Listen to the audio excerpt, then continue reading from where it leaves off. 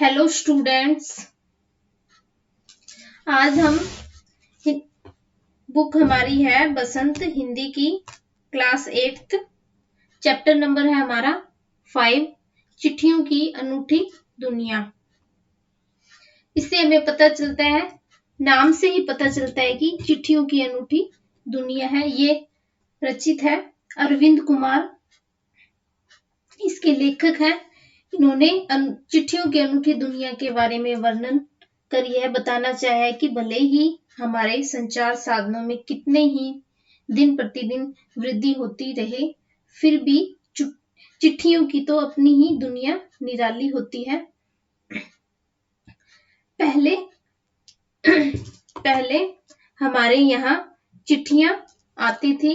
हमारे जो रिश्तेदार वगैरह होते थे वो हमें चिट्ठियां भेजते थे। कि चिट्ठियों का अपना ही महत्वपूर्ण स्थान है।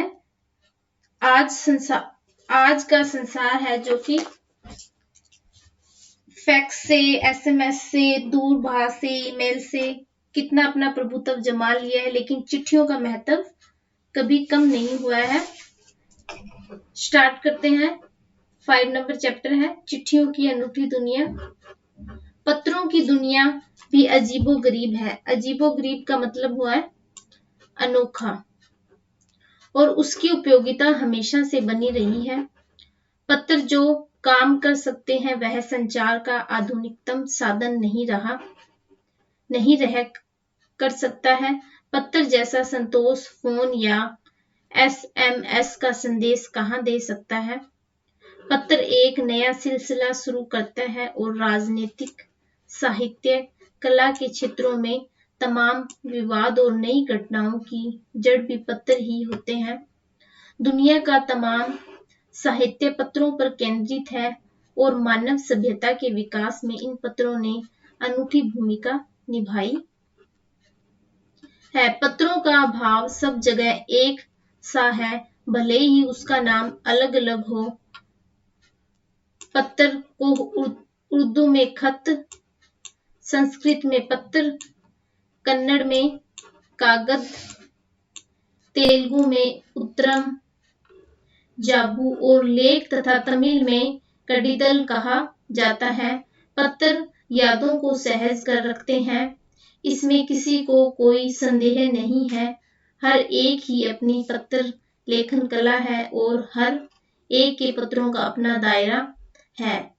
दुनिया भर में रोज करोड़ों पत्र एक दूसरे को तलाशते तमाम ठिकानों तक पहुंचते हैं। भारत में रोज 4.5 करोड़ चिट्ठियां डाक में डाली जाती हैं, जो साबित करती है कि पत्र कितनी अहमियत रखते हैं। पंडित जवाहरलाल नेहरू ने सन 1953 में सही कहा था कि हजारों साल तक संचार का साधन केवल हरकारे या रनर्स या फिर तेज घोड़े रहे हैं। उसके बाद पहिए आए हैं, पर रेलवे और तार से भारी बदलाव आया है। तार ने रेलों से भी तेज गति में संवाद पहुंचाने का सिलसिला शुरू किया है। अब टेलीफोन, वायरलेस और आगे रेडार दुनिया बदल रहा है। यानी पहले चिट्ठियों के द्वारा बात पहुंचाई जाती थी, एक दूसरे को पत्र लिख के संदेश पहुंचाया जाता था। लेकिन आजकल क्या होता है, मोबाइल से, फोन से, एसएमएस से, व्हाट्सएप से, फेसबुक से, इंस्टाग्राम से संदेश पहुंचाए जाते हैं।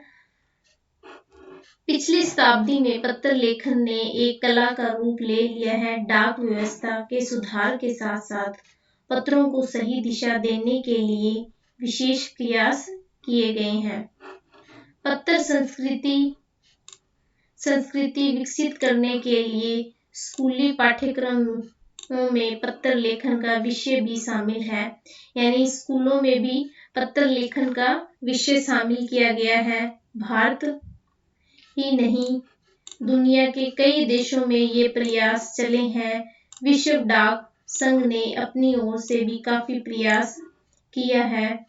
विश्व डाक संघ की ओर से 16 वर्ष से कम आयु वर्ग के बच्चों के लिए पत्र लेखन प्रतियोगिताएं आयोजित करने का सिलसिला सन 1972 से शुरू किया गया। यही सही है कि खास तौर पर बड़े-बड़े शहरों, महानगरों में संचार साधनों के तेज विकास तथा अन्य कारणों से पत्रों की आवाजाही प्रभावित हुई है। देहाती दुनिया आज भी चिट्ठियों से ही चल रही है, यानी कई जगह आज भी चिट्ठियां भेजी जाती है और चिट्ठियों से काम चलता है। डाकिया है जो कि चिट्ठियां पहुंचाता है घर घर। फैक्स, ईमेल, टेलीफोन, मोबाइल ने चिट्ठियों की तेजी को रोका है, पर व्यापारिक डाक की संख्या लगातार बढ़ रही है।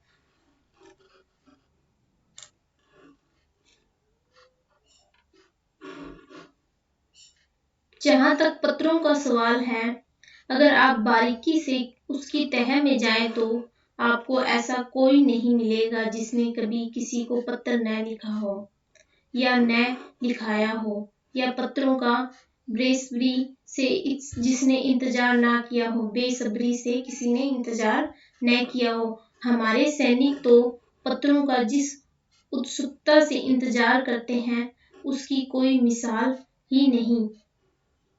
यानी जो हमारे सैनिक हैं, जो बाहर रहते हैं हमारे सैनिक, वो हमेशा चिट्ठियों का इंतजार करते हैं। जब उनके पास चिट्ठियां उनको मिल जाती हैं उनके घर वालों की, तब उनको खुशी का ठिकाना नहीं रहता। जब लोग पत्रों का महीनों इंतजार करते हैं, पर अब वह बात नहीं है। परिवहन साधनों के विकास ने दूरी बहुत घटा दी है। यानी पहले तो लोग चिट्ठियों का बेसब्री से इंतजार करते थे, लेकिन अब परिवहन ने वो दूरी भी घटा दी है। पहले लोगों के लिए संचार का इकलौता साधन क्या होता था? चिट्ठी होता था। आजकल बहुत कुछ, आज और भी साधन विकसित हो चुके हैं। आज देश में ऐसे लोगों की कमी नहीं है जो अपने पुरखों की चिट्ठियों को सहज कर संजो कर विरासत के रूप में रखे हुए हैं, या फिर बड़े बड़े लेखक, पत्रकारों, उद्यमी, कवि, प्रशासक, सन्यासी, किसान, इनकी पत्र रचनाएं अपने आप में अनुसंधान का विषय है। अगर आज जैसे संचार साधन होते तो पंडित नेहरू अपनी पुत्री इंदिरा गांधी को फोन करते, पर तब पिता के पत्र पुत्री के नाम नहीं लिखे जाते जो देश के करोड़ों लोगों को प्रेरणा देते। पत्रों को तो आप सहज कर रख लेते, पर SMS संदेशों को आप जल्दी ही भूल जाते। कितने संदेशों को आप सहज कर रख सकते हैं। तमाम महान हस्तियों की तो सबसे बड़ी यादगार धरोहर उनके द्वारा लिखे गए पत्र ही है। भारत में इस श्रेणी में राष्ट्रीय पिता महात्मा गांधी को सबसे आगे रखा जा सकता है। दुनिया के तमाम संग्रहालयों में जानी मानी हस्तियों के पत्रों का अनूठा संकलन है। तमाम पत्र देश, काल और समाज को जाने समझने का असली पैमाना है। भारत में आजादी के पहले महासंग्राम के दिनों में जो कुछ अंग्रेज अफसरों ने अपने परिवारजनों को पत्र में लिखे, वे आगे चलकर बहुत ही महत्व की पुस्तक बन गए। इन पत्रों ने साबित किया कि यह संग्राम कितनी जमीनी मजबूती लिए हुए था। महात्मा गांधी के पास दुनिया भर के तमाम पत्र केवल महात्मा गांधी इंडिया लिखे आते थे और वे जहां भी रहते वहां तक पहुंच जाते। आजादी के आंदोलन की कई अन्य दिग्गज हस्तियों के साथ भी ऐसा ही था। गांधी के पास देश दुनिया से बड़ी संख्या में पत्र पहुंचते, पर पत्रों का जवाब देने के मामले में उनका कोई जोड़ नहीं था। कहा जाता है कि जैसे ही उनके पत्र मिलते, मिलता था उसी समय वे उसका जवाब भी लिख देते थे। अपने हाथों से ज्यादातर पत्रों का जवाब देते थे। जब लिखते लिखते उनका दाहिना हाथ दर्द करने लगता था, वे बाएं हाथ से लिखने में जुट जाते। महात्मा गांधी ही नहीं, आंदोलन के तमाम नायकों के पत्र गांव-गांव में मिले जाते हैं। पत्र भेजने वाले लोग उन पत्रों को किसी प्रशस्ति पत्र से कम नहीं समझते और कई लोगों ने तो उन पत्रों को फ्रेम करवा कर रख लिया है। यह है कि पत्रों का जादू है। यही नहीं, पत्रों के आधार पर कई भाषाओं में जाने कितनी किताबें लिखी जा चुकी हैं। वास्तव में पत्र किसी दस्तावेज से कम नहीं है। पंत के 200 पत्र बचपन के नाम और निराला के पत्र हमको लिखवाए हैं, कहा, तथा पत्रों के आईने में दयानंद सरस्वती समेत कई पुस्तकें आपको मिल जाएगी। कहा जाता है कि प्रेमचंद खास तौर पर नए लेखकों को बहुत प्रेरक जवाब देते थे। पत्रों के जवाब में वे बहुत मुस्तैद रहते थे। इसी तरह नेहरू, गांधी के लिखे गए रविंद्रनाथ टैगोर के पत्र भी बहुत प्रेरक हैं। महात्मा और कवि के नाम से महात्मा गांधी और रविंद्रनाथ टैगोर के बीच 1915 से 1941 के बीच पत्राचार का संग्रह प्रकाशित हुआ, जिसमें बहुत से नए तथ्य और उनकी मनोदशा का लेखा जोखा मिलता है। पत्र व्यवहार की परंपरा भारत में बहुत पुरानी है। असली विकास आजादी के बाद हुआ। तमाम सरकारी विभागों की तुलना में सबसे ज्यादा गुडविल डाक विभाग की है। इसकी एक खास वजह यह थी कि यह लोगों को जोड़ने का काम करता था। घर घर तक उसकी पहुंच थी। संचार के तमाम उन्नत साधनों के बाद भी चिट्ठियां पत्री की हैसियत बरकरार है। शहरी इलाकों में आलीशान हवेलियां हो या झोपड़पट्टियां में रह रहे लोग, दुर्गम जंगलों में घिरे गांव हो या फिर बर्फबारी के बीच चीर रहे पहाड़ों के बीच लोग, समुद्र तट पर रह रहे मछुआरे हो या फिर रेगिस्तान की ढानियों में रह रहे लोग, आज भी खतों का सबसे अधिक बेसब्री से इंतजार होता है। एक दो नहीं, करोड़ों लोग खतों और अन्य सेवाओं के लिए रोज भारतीय डाकघरों के दरवाजे तक पहुंचते हैं। इसकी बहुआयामी भूमिका नजर आ रही है। दूर देहात में लाखों गरीब घरों में चूल्हे मनी ऑर्डर अर्थव्यवस्था से ही जलते हैं। गांव या गरीब बस्तियों में चिट्ठी या मनी ऑर्डर लेकर पहुंचने वाले डाकिया देवदूत के रूप में देखा जाता है। जिस प्रकार से पहले डाकिया मनुष्य के लिए चिट्ठियां लाता था, उसमें सुख का दुख का समाचार पढ़कर मनुष्य सुख या दुख का अनुभव करता था, उसी प्रकार से पहले पक्षी और